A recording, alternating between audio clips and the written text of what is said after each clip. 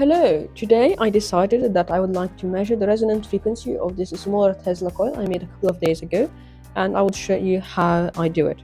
So I have the Sirius set up over here. We have the ground wire, which the reason I must connect the Sirius to F is because unlike a regular oscilloscope, the channels are fully isolated.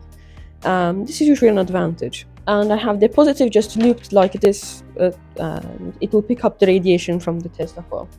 Then I have my power supply, which you cannot see, but I have the wires. The negative is already attached to the coil, and I will just tap with the positive here the primary. This will make peaks of current in the primary, inducing voltages. Here we have DEWESoft X. So I am going to use the channel 1. I'm going to set the sample rate at 15 megasamples. And you'll add some FFT, because FFTs are always nice.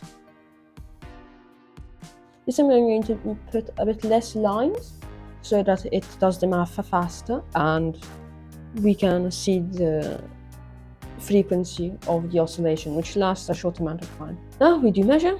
Here we have the recorder. We will just make it smaller and add the FFT with a 2D graph. What you're going to do is tap the positive on the primary, and this should make peaks of voltage, and I will just freeze.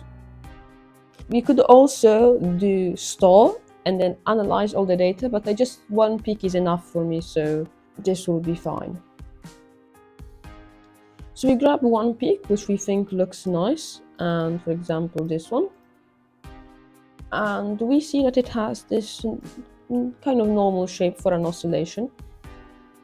And here's our sine wave. It doesn't seem perfect. There's probably also noise from like my power supply, my computer, and other electronic devices here.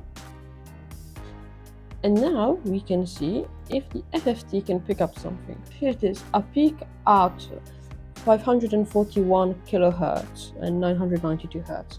Just to make sure the FFT is not completely wrong, we can just do this, and we know that the FFT is right probably.